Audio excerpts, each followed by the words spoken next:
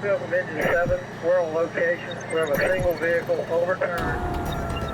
It appears to have one patient in traffic.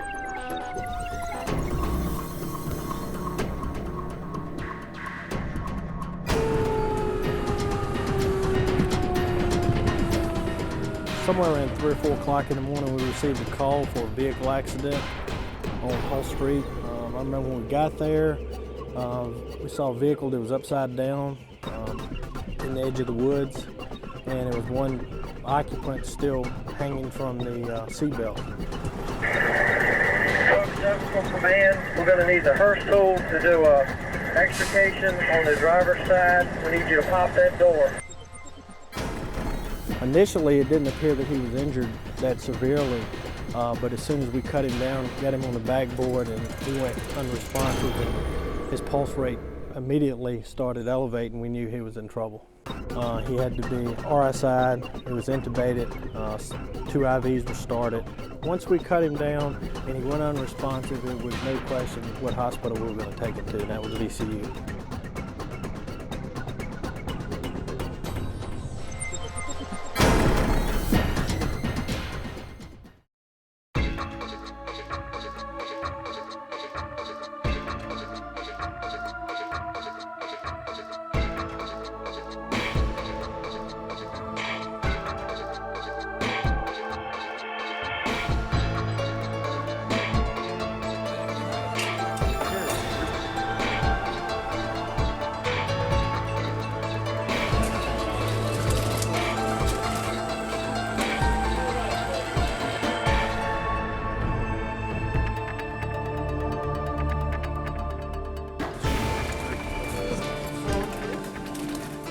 The way he presented with the low blood pressure, you knew that there was something else going on besides what was obvious, a leg injury, but those vital signs are vital for a reason.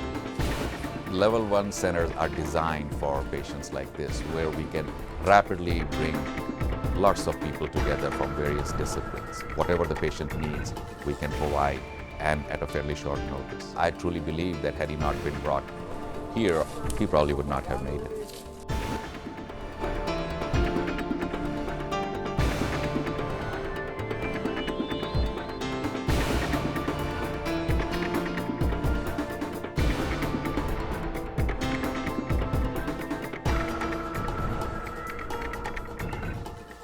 Well, his is like the goal, to come in here and to be 15 minutes from the door to the OR, and the ideal thing is to get him there quickly.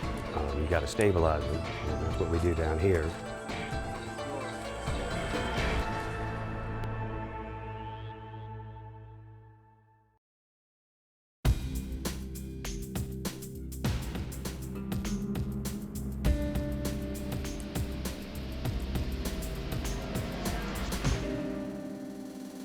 Every time that he slows down in his transfusion, his blood pressure drops, so he's very unstable. It only took 10 minutes from the time that we got into the operating room to the time they had him open and packed off, so we were able to stabilize him at that point. So it was a very rapid type of thing, and that can only happen when you have a team that works together. And actually, it's most useful when you have a team that works together frequently.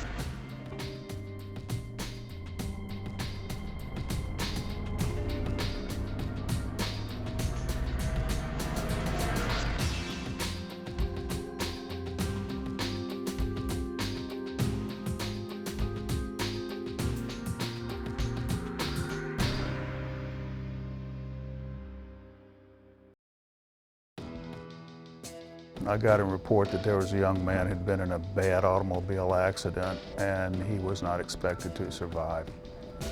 And when I went up to the recovery room, received him on the ventilator, I just didn't leave, couldn't leave for almost the entire shift. He was really bad. Brought him out, got him ventilated, trying to oxygenate him.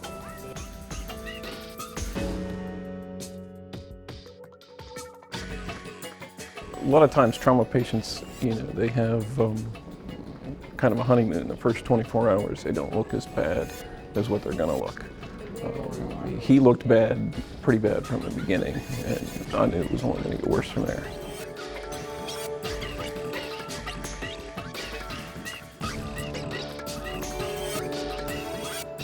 And I came in on a Monday night to take care of him. When I walked in the unit, the other staff nurses said, "Oh, you're going to have a tough night," which happens a lot.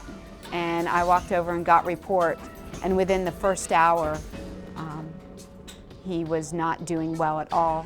His parents were at the bedside. I asked them to leave so that we could try to help do things to get him better.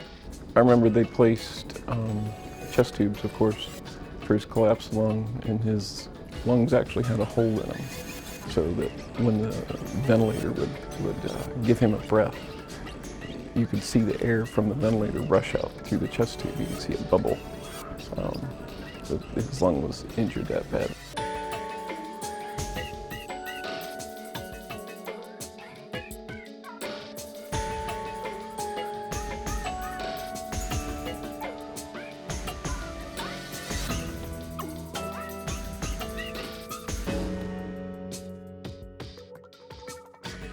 Well, Willie's lungs were severely bruised, very damaged. He had multiple chest tubes because his lungs had essentially popped from the accident, and he had severe leaks from the lungs themselves, which required all the chest tubes. Well, that in combination with the bruising from his lungs, he just couldn't, mechanical ventilation wouldn't work for him.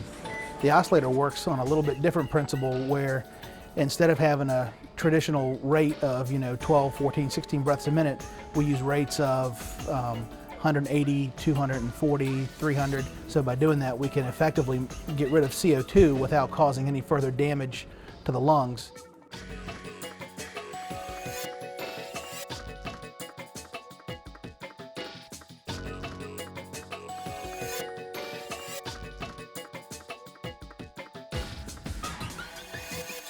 His case was kind of complicated in that he also had this respiratory drive issue, and so feeding him enterally was going to be really important because I could also try to help keep down the rate of infection, but I had to be careful how much I could feed because I had to make sure that respiratory and his lung function were going to manage.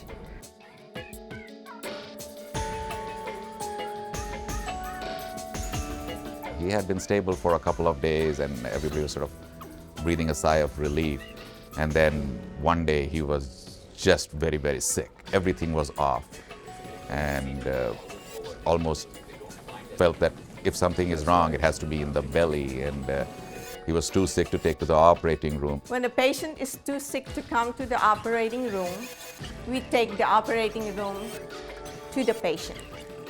Sure enough, we found dead bowel. Cut out the dead bowel. That really helped stabilize him.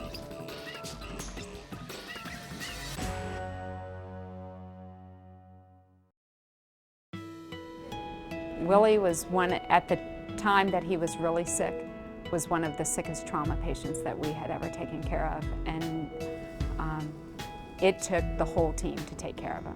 It was definitely not just nursing. It was the residents, the attendings, the respiratory therapist, the physical therapist.